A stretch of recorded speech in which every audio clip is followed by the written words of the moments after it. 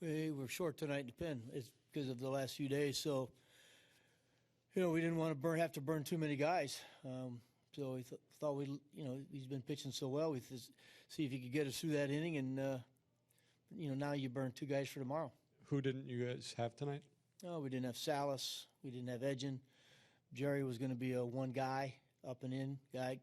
And you don't want to use Reed until you get to close. So you're down to 4 guys. And at that time, when we brought him in, he said he's got to get us through this inning, and he couldn't do it. Mark? How frustrating has it been to watch Matt kind of go through this up and down, and especially today, taking kind of a step backward after winning last game? Mark, but you look at the 4th inning, he had a leadoff hitter 0-2 and walked him. But, innings 2 and 3, he was good. Inning 5, he was very good. 8 pitches in inning 5.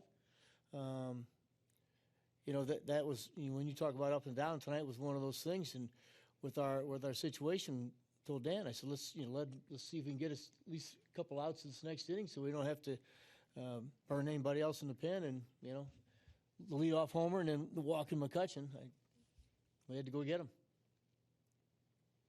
Tony? Terry, you just touched on it, and we've asked you different variations of this throughout the season, but when you're talking about those bullpen decisions you have to make, how difficult is that when night after night you're asking for 12 outs? Yeah, Tony, that's the tough part. That's why we've said it when our starter gets us at least into the 7th inning. We can got matchups you want to have. You got a guy that maybe get an inning here and an inning there. Or, like I said tonight, if they had something started, use Jerry for a guy. But Paul's been great. He's been pitched absolutely great. I don't know what happened tonight, but we're. Dan and I talked about it on the bench. I said he's got to be able to get us one more, and we couldn't do it. And so now tomorrow we got to figure out. Certainly we'll have Salas back tomorrow, but Ramirez won't be available, and I'm not sure. I'll see how Paul's feeling, but he threw 30-some pitches tonight. So, Mark? At what point are these performances by the starters just not good enough? To be 5 innings a night and all that, how do you not lose your mind watching this all the time, every night? Mark, these are right now. These are the guys that have to get it done. They have track records of getting it done. You ask them, you got to step up. When you need them, they got to rise. And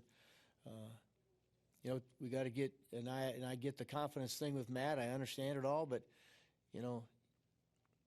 we've got to get this guy in a place where as we get into the summertime, we feel confident that he can get us deep into a game. And coming off his last start, you're figuring, hey, this is going to be a good outing for him. And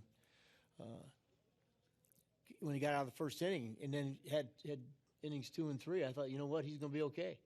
And then all of a sudden, inning 4, didn't make pitches. Are you afraid you're going to run out of time, waiting for these guys to come around?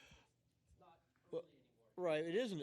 I never said it was, but we're going to get some guys back this week, hopefully, and add to our rotation to where, we'll see if it starts to round into the kind of rotation we thought we were going to have when we left spring training. Steve? Terry, to that end, what you guys were just talking about, from a managerial perspective, from your personal perspective, what is either the frustration level or what are you thinking as you kind of start to see things moving in the right direction with the 2 biggest guys that need to, in DeGrom and Harvey, and then this week both of them seemingly take more than one step back in the season. That's the hardest part. And one of the things about that we've been very lucky and very fortunate to see here in the last couple of years, and that is the consistency of what you're going to get.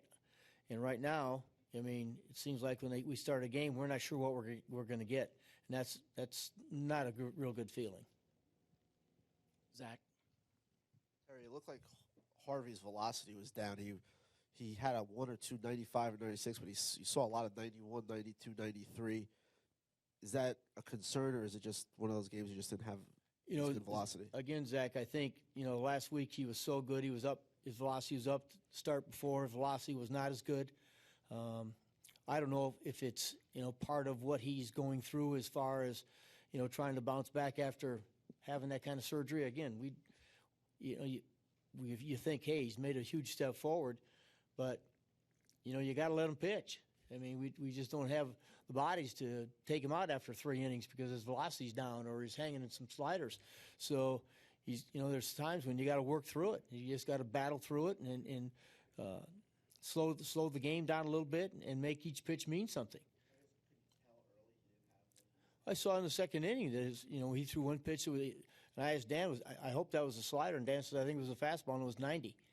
So again, I don't have any idea of why, but that's once in a while that's what you got.